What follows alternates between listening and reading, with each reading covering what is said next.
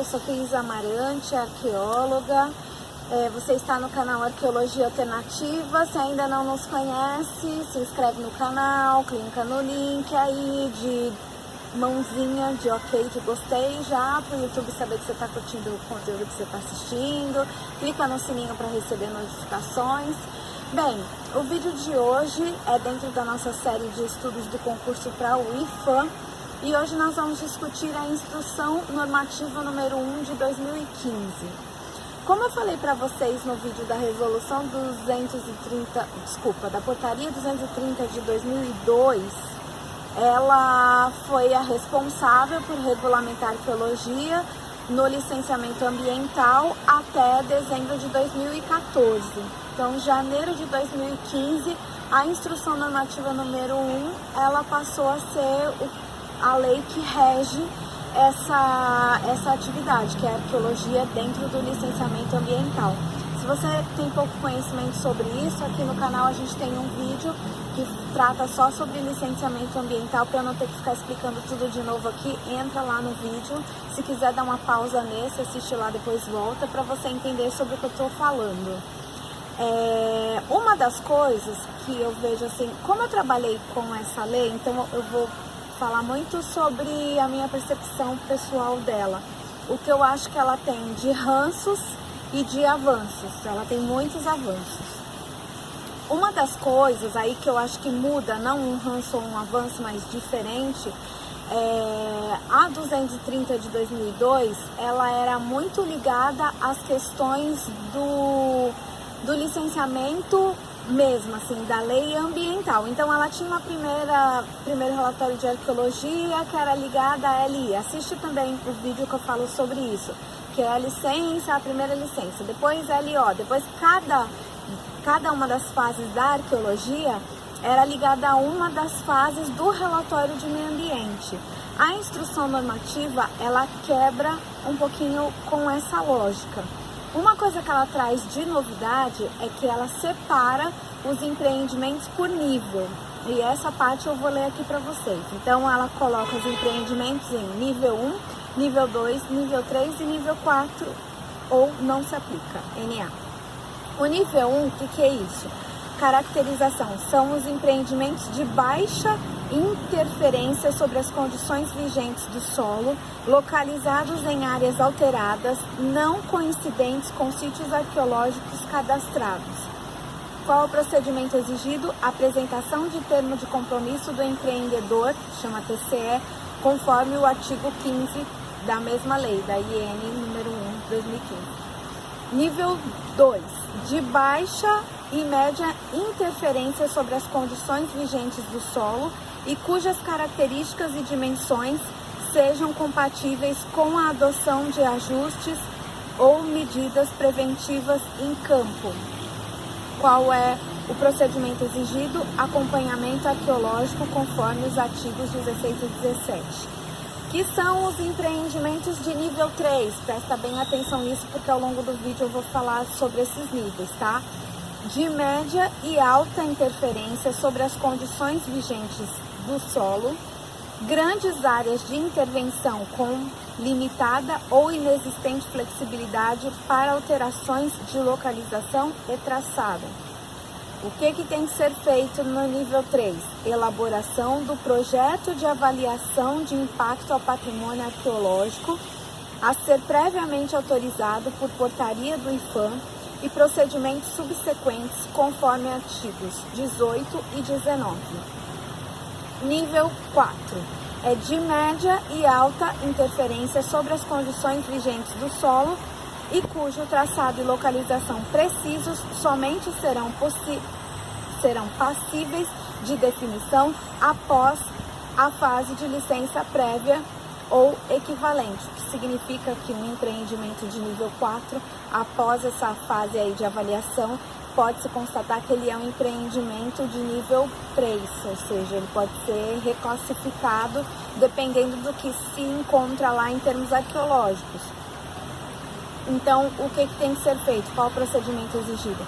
Elaboração do projeto de avaliação de potencial de impacto ao patrimônio arqueológico a ser previamente autorizado por portaria do IPHAN e procedimentos subsequentes conforme os artigos 21 e 22.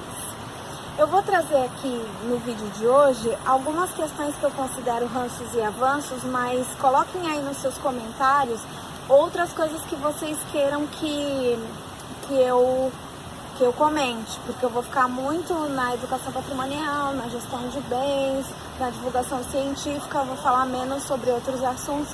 Então, se você tiver mais interesse sobre outros assuntos, coloca aqui no comentário e a gente faz um segundo vídeo a respeito dessa lei, né?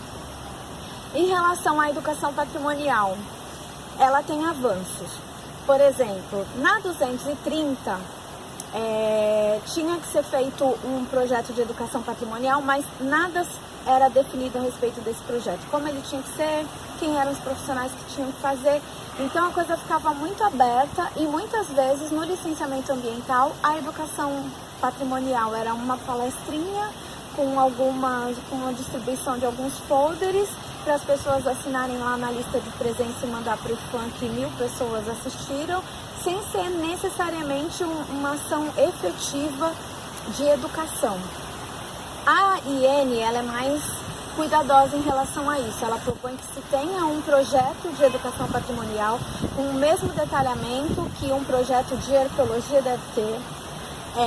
Ela exige que tenham profissionais da educação na equipe e ela exige que essa educação patrimonial seja no mínimo para 4 públicos. O público dos funcionários do empreendimento, os professores, os alunos, então não basta só fazer formação de professor, nem só palestra com aluno, e as comunidades. Então ela obriga que nesse projeto todos esses públicos sejam contemplados. Isso é um grande avanço em relação a 230. O que tem de ranço nela? Na 230, todo e qualquer projeto de arqueologia tinha que ter educação patrimonial. E na IN só tem educação patrimonial nos projetos que são de nível 3 e de nível 4. Então, nível 1 e nível 2 não tem. Então, os projetos que a área, sei lá, suspeita-se que tenha poucos sítios arqueológicos ou suspeita-se que ele vai ter um pouco impacto no solo, então é feito um trabalho de arqueologia sem a educação patrimonial. Particularmente eu considero isso um ranço, não um avanço, alguma coisa aí para ser revista para o futuro. Outro avanço dessa lei, ela exige também com a mesma cautela que exista um programa de gestão de bens. Ela diz que esses bens eles têm que ser de natureza material e imaterial. Ela também inclui os bens aí ferroviários, que na IN vocês vão ler tudo isso como bens tombados, que aí são de natureza material, bens registrados, que são de natureza imaterial, e bens valorados, que são os ligados à questão das ferrovias no Brasil. Bem, qual é o avanço disso? Ela exige que seja feito também um programa tão sério quanto de arqueologia, quanto de educação, que também exista um projeto para esses bens, que seja feita uma avaliação deles. Isso é um grande avanço. Nem todo arqueólogo gosta disso dentro da arqueologia. Quem é de uma linha mais pós-processual, que curte a etnoarqueologia, vai gostar disso, que está antenado com as comunidades. Eu particularmente gosto muito, acho isso um grande avanço. Mas o arqueólogo de uma linha mais processual, que gosta mais daquela coisa de ficar só medindo, fotografando, registrando, que considera que a parte antropológica do trabalho não tem a ver com a arqueologia, não curte muito que isso seja papel nosso. Eu acho que é nosso também. Mas claro que sempre na equipe tenham antropólogos, porque é uma outra visão diferente da nossa, mas por outro lado é uma visão que compõe junto. Então acho que um campo assim em que arqueólogos participam junto com antropólogos, né, ou antropólogas, enfim, ele tem muito a se enriquecer. Isso é um avanço. Qual é o ranço disso? O ranço disso é que esse programa ele acaba sendo ligado só ao que é registrado pelo governo federal. Então, esses livros de tombo que ele cita na IN está ligado ao que é tombado, registrado e valorado pelo governo federal. Só que nos estados a gente tem, por exemplo, eu estou falando com vocês daqui do estado de São Paulo, a gente tem o CONDEFAT. Tem bens que são registrados no CONDEFAT, que é em nível estadual, que não estão registrados no IFAM.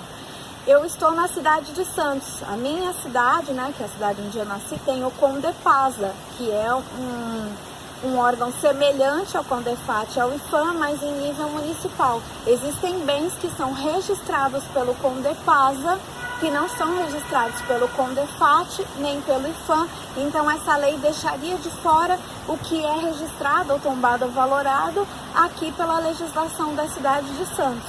Então, isso não é interessante. Outra questão é que existem ainda as referências culturais, que estudando aí dentro da antropologia e dentro da própria legislação do governo federal, a questão em relação às questões culturais, as referências é o que a própria comunidade elenca como sendo dos seus bens, sendo de valor. E aí tanto de natureza material como imaterial. E muitas vezes esses bens, né, não estão registrados em lugar nenhum, em nenhuma esfera, em nenhum órgão. Empresas mais atentas, profissionais mais atentos fazem um levantamento exaustivo disso. O estado da Bahia, e vou frisar uma coisa bem interessante, eles têm uma legislação diferenciada que valoriza que os bens registrados pelo estado sejam sim levados em consideração na hora de se fazer esse tipo de levantamento, de programa. Então já é uma coisa além da IN, mas assim, é algo em que leis posteriores ainda precisam encaminhar.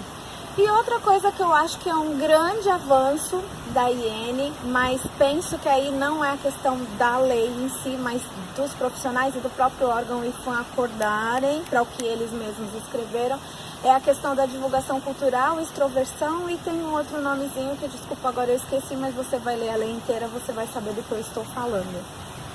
Essa divulgação científica e extroversão, ela não é ligada a um público. Existe uma diferença entre isso e educação patrimonial. Na portaria 230 de 2002, essas coisas todas se confundiam. Educação com divulgação científica era considerado tudo a mesma coisa.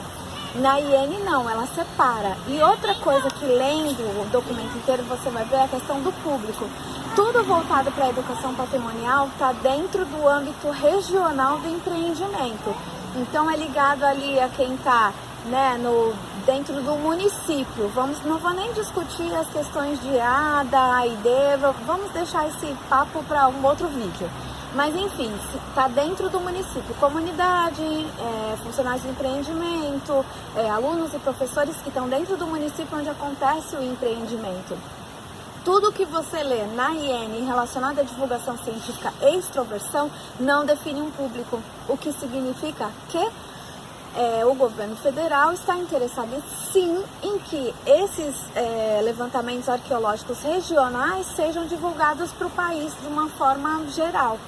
Porém, em muitos relatórios, eu posso dizer porque eu já li, isso acaba se restringindo à escrita de artigo científico, ou no máximo página do Facebook da própria empresa, quando a empresa tem um site isso entra, mas ainda está muito restrito.